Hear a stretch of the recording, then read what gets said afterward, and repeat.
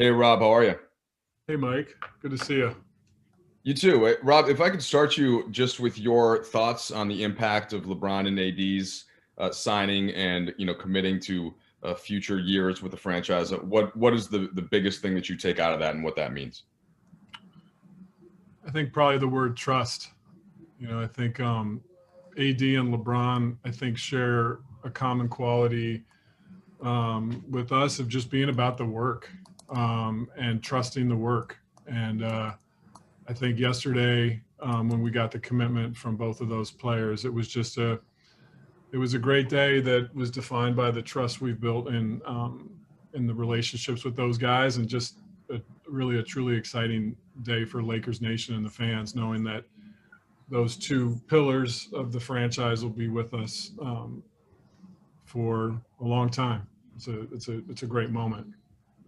And then, Rob, last time we spoke to you, it was about Schroeder, but you had still yet to make some of the other moves. Just wondered how, with Montrezl Harrell, with Marc Gasol, with Wesley Matthews specifically, how you see them fitting into the vision that you had for putting this team together. Yeah, I think the first thing when you go into free agency and have a new roster, your first thoughts go to the guys that were such a huge part of winning the 17th championship for the Lakers, and guys like Rajon and Dwight and JaVale and Danny and Avery, who will be etched in the history of this franchise forever. Um, and it's hard to see those guys go or be on other teams, and we're so grateful for what they've meant to us and what they mean to this franchise. Um, but free agency itself, I guess, to use a metaphor analogy, I recently with my wife watched The Queen's Gambit on Netflix. I don't know if anyone's watched that show, but free agency is a little bit like playing a game of simultaneous chess with 29 other teams, and they're all really smart, and they have their plans and their boards, and they're going to make their moves. And we've thought out our various chess moves that we can make, and you never know exactly how the game's going to be played out. I think if you watch that show on Netflix, you see the ins and outs of chess and how to study the board, but you don't know until you play the game how it's going to go. But I think to come out of it with some of the new players we were able to sign, Montrezl Harrell, and you said Dennis Schroeder we picked up in the trade, Wes Matthews, Marc Gasol, and then bringing back some of the core players from last year's team. Um, we're excited that the work we put into it, the preparation that the front office put into it, panned out where we feel like we have a strong roster. Okay, we're going to go to Bill Oram, please. Hey, Rob, good to see you again. Last time we talked to you, you said you weren't going to be complacent with this as you approach this offseason, and I think that there's been quite a bit of overhaul for a team that won a championship. And I'm curious how you approach this offseason in terms of really wanting to keep your foot on the gas, and how different you see this team being in terms of the way it will play, and what gives you confidence that you guys can recapture some of the, for lack of a better term, magic or chemistry that you guys had that carried you to that title. Well, I think Frank Vogel and his coaching staff have made it really clear that the identity of this team is centered on sort of defense and just playing gritty, tenacious basketball. When you have talented guys like LeBron and AD, things on the offensive end are going to work themselves out. But if you look at the guys we added, Schroeder, I think, is a pit bull of a defender. Montrezl Harrell is one of the hardest playing players in the NBA, just the way he brings it every night. I think Marc Gasol, a defensive player of the year, who is one of the highest IQ players in today's game. So, and then Wesley Matthews, who's been just a standout 3-and-D guy. So I think it's really building a team around the identity of kind of how the coaching staff wants to coach. And that's with defense and high basketball IQ and grit. And that's how we built it. Those threads and those themes can run through a franchise and can continue because, it's just the natural part of sports that players will come and go. But if you have that that identity and who you are and how you will play, that'll endure. And that's what this team's about right now.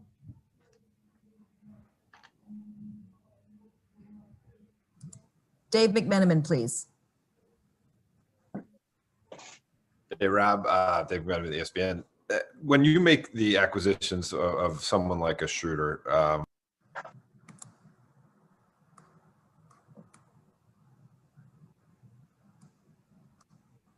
hey, Rob, Dave, when you make an acquisition like someone like Dennis Schroeder and you recognize your cap situation moving forward, how vital it is to get ahead of that and have conversations with his representatives about the potential for a long-term commitment after the contract is up, considering that you'd be able to go above the salary cap to re-sign someone like him.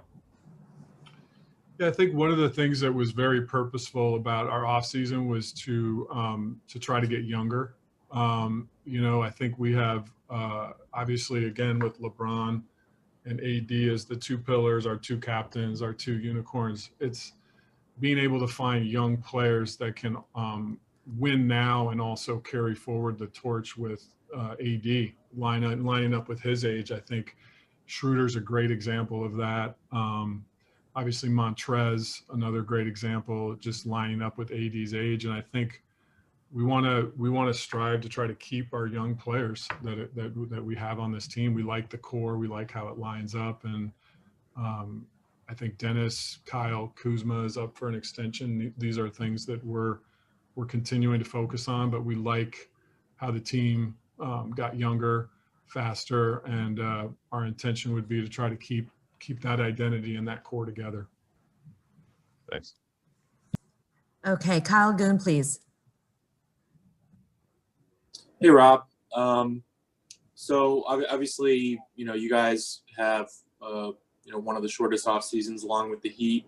And then the structure of the season is going to have some inherent risks when it comes to COVID. I'm wondering, do you feel like the guys you brought in or the way you constructed the roster is sort of designed to have different guys who can carry the team on different nights, depending on if, LeBron or AD are missing games due to rest or some other situation during the regular season? Yeah, listen, I think the bubble experience created issues that no NBA team could have foreseen at the beginning. And I think one of the things that we were really mindful and thoughtful of was, given the new things that popped up, we had to be really strong with how we handled them with our players and partnered with them to get through some of that stuff. And I think this year will be different than the bubble, but it'll have unexpected things arise that you'll have to work through as a team. And I do think all of us, just at the human level, have seen the challenges that the pandemic has created, and we think through it in our own lives and what it means. And so certainly that thread of thinking goes into a roster too, and how can you be successful? How can you be versatile? How can you be deep, knowing that there might be unexpected things flashed your way as a result of the pandemic. Okay, Dan Weike, please. Hey, Rob. Good to see you.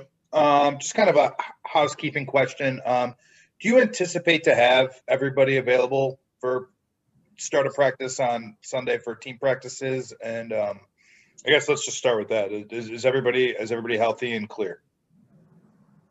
Yeah, there's nothing on my radar right now that would suggest that people won't be there on the start of training camp, but that can change by the moment. You don't say. I think the second question I have for you is, Bill touched on this a little bit. You guys were really big last year. You had a lot of different big lineups. Maybe a little bit smaller this year. Was that by design, an accident? Is that just kind of how it worked out? Yeah, I guess it'll remain to be seen whether that's a true statement or not. I mean, when I walked downstairs and saw Marc Gasol the other day, I mean, it would hard to be thinking we got smaller when you see someone like him. And I think Trez has shown the ability to play the 4 and the 5. And then when you have guys like LeBron, who's 6'9", 6'10", AD 6'10", 6'11", Kyle Kuzma 6'10". You know, it's hard to think that I still think we're a big team, big, long, versatile team. Okay, Joe Varden, please. Hey, Rob, Joe Varden from The Athletic. I had a quick question. Will the rings, will they actually be ready for opening night? That's a good question, Joe. So our business side, who's led by Tim Harris, they tend to be more in charge of those things, and I think it's something that's ongoing. So I don't want to answer a question I don't know the answer to. Okay, I just figured. I mean, I know those things can take a while, but my bigger question, and thanks for allowing me the time. It's hard to figure in a way like how the Lakers will have a sense of urgency right away, given everything you just went through, and you literally just won a title. But I guess my question for you would be, you think the team is new enough? Like you brought in enough guys that didn't win it last year, so maybe for them, like they would kind of infuse the rest of the team or carry the team early as far as like coming, ready to play that level of basketball that early? I think we've got a lot of really passionate guys and a lot of really high IQ basketball players. So I don't think there's going to be any lack of energy and intensity. I've kind of felt it in the building with our individual workouts that, as everybody knows, have started.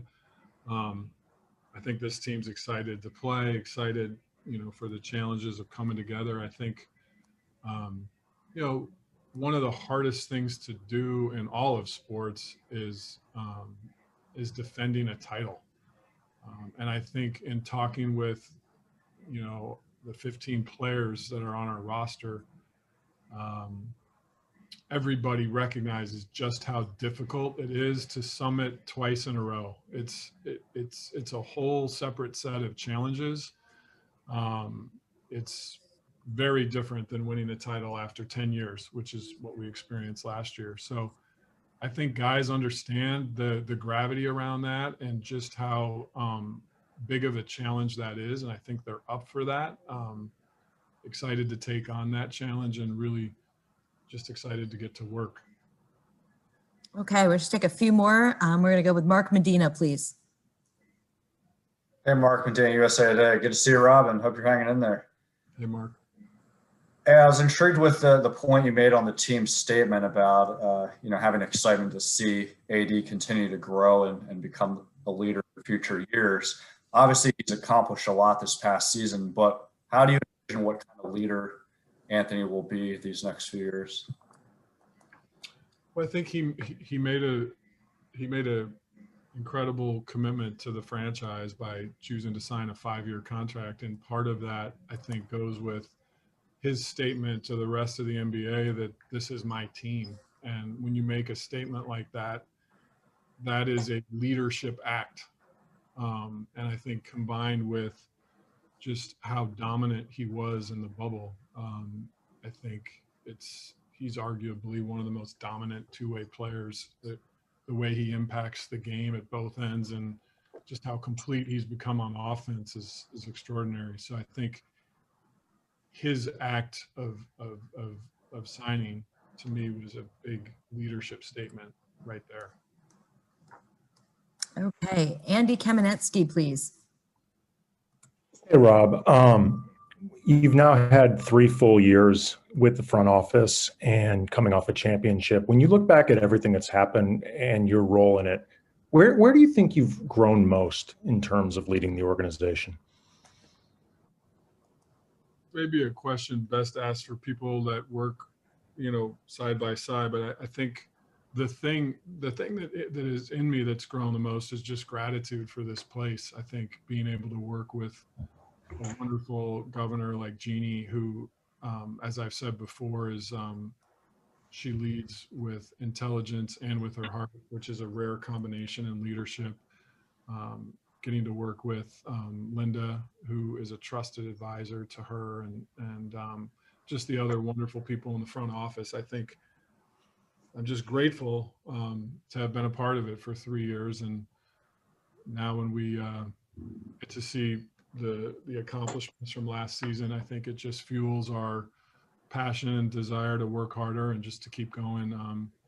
I think Dr. Buss has formed the core of who we are, and we want to carry forward his vision for this franchise. And by having great players here and by being a team that's a contender and that works hard and tries to deliver to the fans every ounce of energy we have. And I think I'm grateful for the opportunity to work in a place like this. Okay, we're going to go with Mike Bresnahan. Yeah, hey, Rob, thanks for the time today. Really appreciate that. You've mentioned Montrez a couple of times already. Obviously, he got the lion's share of your free agent spending money. What made you target him as the biggest guy to go after in free agency with his unique skill set and whatnot? It's easy. I mean, he stands for everything that we want to stand for, which is, again, that sort of nasty grit, competitive, every play is a winning play. Every 50-50 ball is mine. He's a terror and a beast to play against. And the energy he brings is, it's palpable already. You know, just having him in the building, I was downstairs yesterday and I said, I feel like, you know, when you walk in, the electricity in the building like spikes or something and all the lights get brighter because he just has that enthusiasm and passion for the game and for competition. And, you know, to get a chance to sign a player like him is such a privilege. So, and I think, you know, some of the guys that we were able to sign and bring back too, I think KCP was such an important standout for us. Again, his two-way abilities in the bubble, and you know, Caruso is continuing to grow. He plays with that same grit and grind. And Markieff Morris, you know, we just love his versatility, his ability to play small ball 5, to play stretch 4. Just an incredible teammate and hard worker. So, you know, to a man, I could go through the whole roster. We're excited about the guys we have this year for sure. Okay, Kyle Goon. Hey Rob, just had a follow up. You know, it's not a lot of guys who it might seem like a savvy move to lock them up through the age 38 season, but obviously guys signed a 2-year extension for LeBron right after he's the runner-up for MVP. I was wondering to the extent that you can talk to us about those discussions and that decision process to get LeBron under contract through 2023. What was important to you in going through those negotiations, and what value do you think LeBron will kind of continue to bring the franchise as he gets older? You know, I don't.